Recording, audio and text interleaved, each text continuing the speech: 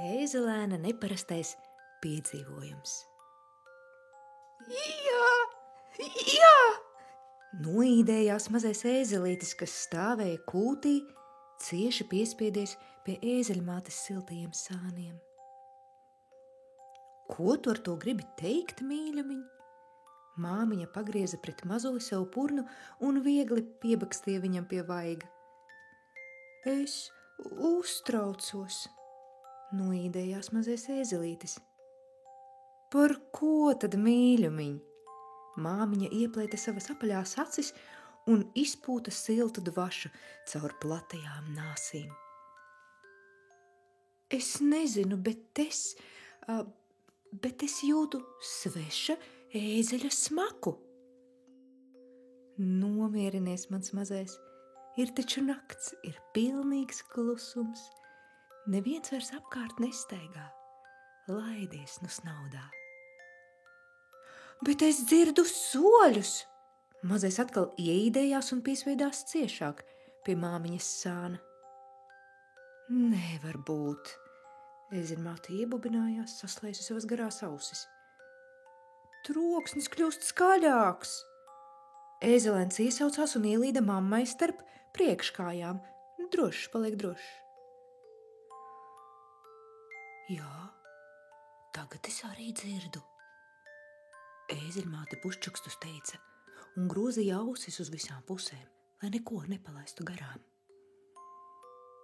Pie kūts ieejas atskanēja skaļi pakavu klaudzieni un steidzīgi cilvēku soļi. Šeit, jūs varat apmesties šeit! Ēzeļmāte dzirdēja sava saimnieka balsi, kurš sarunājās ar kādiem svešiniekiem.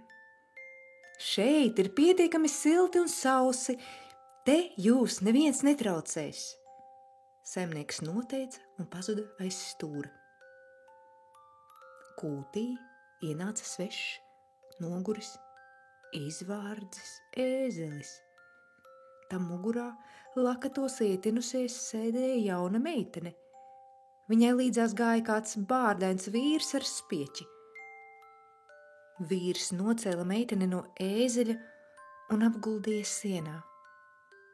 Tad viņš apskatījās apkārt, kā situāciju novērtēdams, pacēla acis uz debesīm un teica: Paldies, tēvs!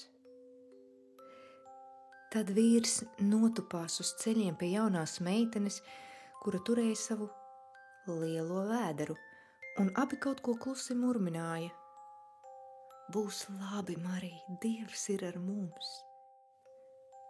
Vīrs ierunājās un pieglauda meitenes vaigu pie savas sirds. Es zinu, es tam ticu. Marija nočukstēja un ievaidējās, atkal saķerdama vēderu. Tad iestājās gaidošs klusums. Varēja dzirdēt tikai meitenes elpu un gandrīz nemanāmu siena švīkstoņu zem viņu kājām. Arī ēzeļmāte un ēzelēns bija pavisam pieklusuši un baidījās pat pakustēties. Viņi ar bijību vēroja svešiniekus, kas bija apmetušies kūtī. Mazajam galvā rosījās 1000 jautājumu, bet viņš neuzdrošinājās tos uzdot. Pēkšņi klusumu pāršķēla skaļš, maza bērna kliedziens, un kopā ar šo kliedzienu kūtī ieplūda neparasti spilgta gaisma, kas nāca no debesīm. Mazais ēzelēns uz mirkli piespieda acis pie mammas vēdera, lai neapžilptu no spilgtās gaismas, taču ilgi viņš tā nespēja nostāvēt. Mazais tik ļoti gribēja redzēt, kas tur notiek, ka lēni atkāpās no māmiņas un atvēra acis. Zemē, sienā, sēdēja jaunā meitene. Viņai klēpī bija baltos autos ietīts zīdainis, kurš vairs neraudāja, bet lielām, nopietnām acīm vērās uz Mariju. Vīrs piecēlās, paskatījās apkārt un ieraudzīja sili, kas pilna ar sienu. Viņš lieliem noteiktiem soļiem devās pie silis. Tikai tagad, ieraudzīdams ēzeļmāti un viņas mazuli, kas slēpās aiz tās. Jā! Mazais iebubinājās, ar to gribēdams pateikt, ka sila pieder viņiem, taču ēzeļmāte neparastās gaismas apžilbināta ar purnu viņu apklusināja. Vīrs paņēma sili un aiznesa līdz Marijai, kura maigi un uzmanīgi ielika tajā savu jaundzimšo bērniņu. Mirkli abi cilvēki stāvēja un raudzījās, kā guļ viņu brīnišķīgais mazulītis. Tad cieši apskāva viens otru un pateicās Dievam par šo neparasto nakti. Nāc nu, Marija, atpūsties. Vīrs apņēma meiteni ap pleciem un norādīja uz siena čupiņu, kurā abi varētu nosnausties. Kas būs ar šo mazuli? Marija miegā laizdamās čukstēja. Būs viss, ko Dievs vēlēsies. Vīrs domīgi noteica un noskūpstīja sievu uz pieres. Viņš taču ir Dieva dēls. Es jūtu, viņš daudz cietīs. Marija nopūtās. Arī tu daudz cietīsi, bet tas nebūs veltīgi, Marija, tas viss grēcinieku labā. Paļaujies, ka Dievs visu zina.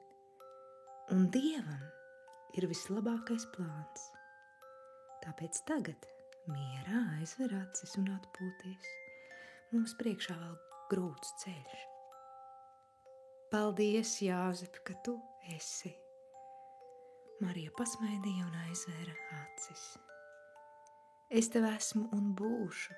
Jāzeps nočukstēja sievai pie pašas auss un maigi apsedza viņu ar savu stipro roku. Es gribu paostīt to, kas guļ mūsu silē. Kādu brīdi klusumā klausījies, ieteicās Eizelēns.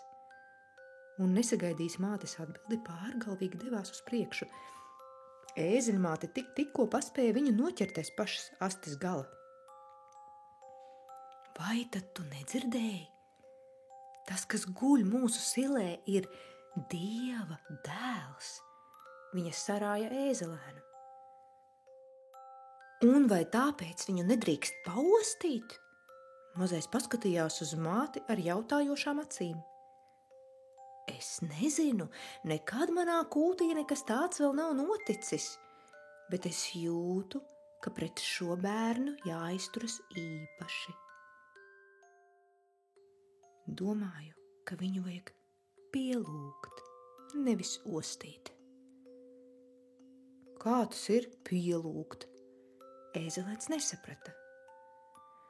Man šķiet, tas ir tā, kā to tikko darīja šis vīrs un jaunā māte, domīgi noteica Ēzeliene. Ko tad viņi tādu īpašu darīja? Ēzelēns neizpratnē sapurināja savas garās ausis. Viņi stāvēja un skatījās uz bērniņu ar neparastu mīlestību. Viņu skatienā bija gaisma un uguns. Viņu skatienā bija sāpes un prieks, neizpratne un paļāvība. Viņu skatienā bija visas debesis, nekad mūžā es neesmu redzējusi līdzīgu skatienu. Ēzeļmāte noteica gandrīz čukstus. Nu tad skatīsimies arī mēs abi uz neparasto bērniņu. Ēzelēns nočukstēja. Skatīsimies un skatīsimies, skatīsimies visu nakti. Pietiek runāt. Ēzeļmāte maigi pieskārās sava dēlēna mīkstajam degunam. Nakts ir īsa. Varbūt tā ir mūsu vienīgā iespēja. Sāksim skatīties. Sāksim pielūgt. Un 4 lielas acis klusā bībā vērās uz silīti, kurā baltos autiņos satīts gulēja jaundzimušais bērns.